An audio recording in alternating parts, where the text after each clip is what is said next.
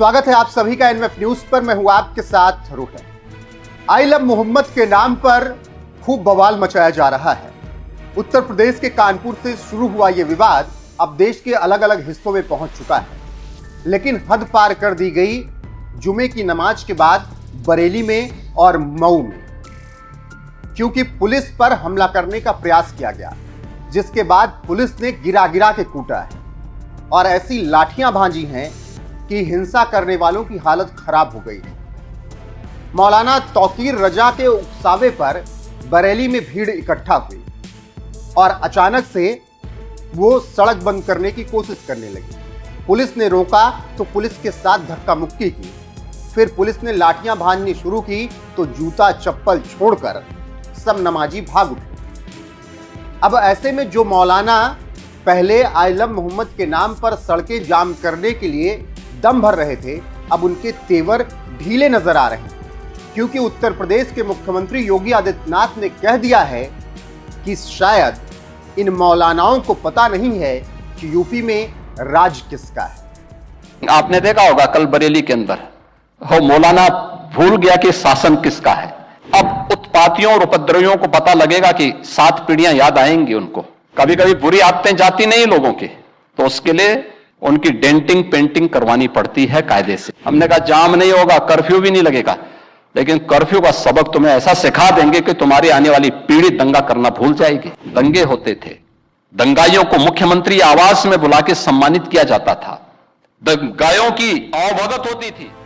अब सीएम योगी आदित्यनाथ का यह बयान आना था कि प्रशासन ने कार्रवाई शुरू कर दी। बरेली के कप्तान ने रात में ही घोड़े दौड़ा दिए बरेली की सड़कों पर और चेतावनी दी कि कोई भी अगर बाहर निकलकर पत्थरबाजी करेगा, हुड़दंगी करेगा, उपद्रव करेगा तो फिर उसका इलाज भी उसी तरीके से किया जाएगा।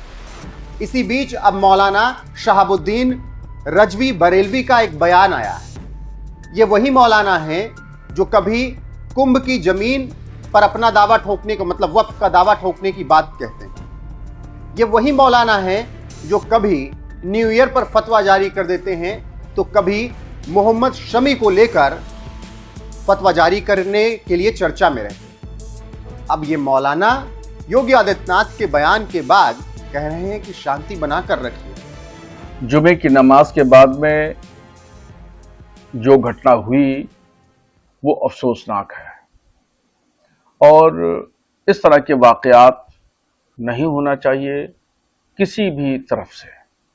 बहरहाल मैं तमाम लोगों से अपील कर रहा हूं कि अमन शांति को बनाए रखें। पैगंबर इस्लाम सल्लल्लाहु ताला अलैहि वसल्लम से मोहब्बत का यही तरीक़ा है कि किसी को तकलीफ़ न पहुंचाएं, न हाथ से, न पैर से, न ज़ुबान से, और अमन शांति को बनाए रखें, चूँकि उन्होंने पूरी दुनिया को मोहब्बत का पैगाम दिया है, अमन और शांति का पैगाम दिया है। इसलिए मैं तमाम मुसलमानों से बिलखुसूस ये अपील करता हूँ कि लॉ एंड ऑर्डर को बनाए रखें, कानून को अपने हाथ में न लें और किसी से भी, पुलिस और प्रशासन से या किसी और से टकराव की स्थिति पैदा न करें और जिस तरह अपनी दिनचर्या है उस दिनचर्या को अपने तौर पर निभाएं। और यही सबसे बड़ी बात है कि पैगंबर इस्लाम ने जो फरमाया, जो रास्ता बताया, उस रास्ते पर चलें, यही सबसे बड़ी मोहब्बत है। मौलाना शहाबुद्दीन रजवी बरेलवी का यह बयान सुनने के बाद अब सोशल मीडिया पर लोग तरह तरह के कमेंट कर रहे हैं। जैसे एक यूजर ने लिखा, महाराज जी के तेवर देखकर गर्मी शांत होने लगी है सबकी। मौलाना शहाबुद्दीन रजवी बरेलवी बरेली में दंगाइयों की सुताई होता देखने के बाद अमन चैन की बातें कर रहे हैं। योगी जी ही बस पूरे देश में इनकी बुद्धि सेट करना जानते हैं। हालांकि ये जो पूरा विवाद था, ये पूरा विवाद तौकीर रजा के उकसावे पर हुआ था। मौलाना शहाबुद्दीन रजवी बरेलवी से कोई लेना देना इस बवाल का नहीं था। लेकिन जब योगी आदित्यनाथ का ये तेवर दिख रहा है तो सभी मौलाना इकट्ठा होकर अब दंगाइयों से कह रहे हैं कि शांति बनाए रखिए, वरना सही से इलाज कर दिया जाएगा, क्योंकि सीएम योगी आदित्यनाथ का साफ कहना है कि इनकी समय समय पर डेंटिंग पेंटिंग होती रहनी चाहिए, वरना ये तमीज भूल जाते हैं। बहरहाल बरेली में जो कुछ भी हुआ उसके बाद तनाव वाली स्थिति कंट्रोल में पूरे मामले को कर लिया गया है। पुलिस प्रशासन मुस्तैद है। बरेली के अलावा मऊ में भी इसी तरीके की हिंसा की गई, बवाल करने का प्रयास किया गया। वहां पर भी उपद्रवियों को सही से सबक सिखा दिया गया। अब ये आई लव मोहम्मद का बवाल क्या है, ये थोड़ा समझ लीजिए। 12 वफात 5 सितंबर के आसपास था और कानपुर में उस दौरान पोस्टर लगे आई लव मोहम्मद। अब जहां पर पोस्टर लगे वहां पर नवरात्रि को लेकर पंडाल बन रहे थे, वहां पर हिंदू समुदाय के लोग हमेशा से पोस्टर बैनर लगाते आते रहे हैं। उनके पोस्टर्स को फाड़ दिया गया।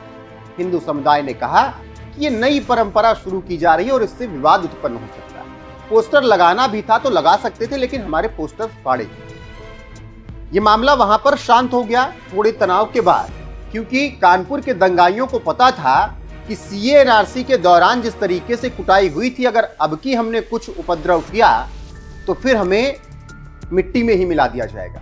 इसीलिए कानपुर में तो बवाल नहीं हुआ, लेकिन कानपुर ना सही उत्तराखंड के काशीपुर में बवाल कर दिया गया, गुजरात के गोधरा में बवाल कर दिया गया, हैदराबाद में बवाल कर दिया गया, महाराष्ट्र के नागपुर में बवाल करने की कोशिश की गई।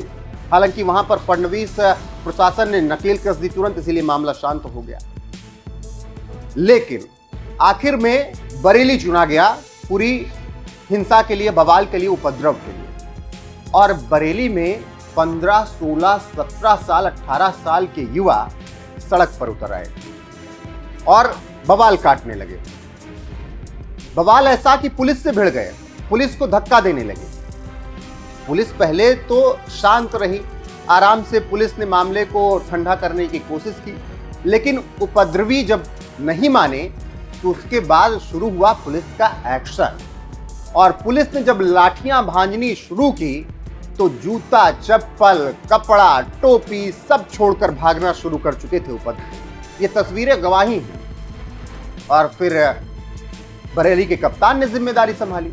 बरेली के कप्तान ने जिम्मेदारी संभाली तो फिर घोड़े दौड़ा दिए, क्योंकि सीएम योगी आदित्यनाथ का सीधा आदेश था कि कोई भी उपद्रव करने वाला बचना नहीं चाहिए, सबका इलाज होना चाहिए।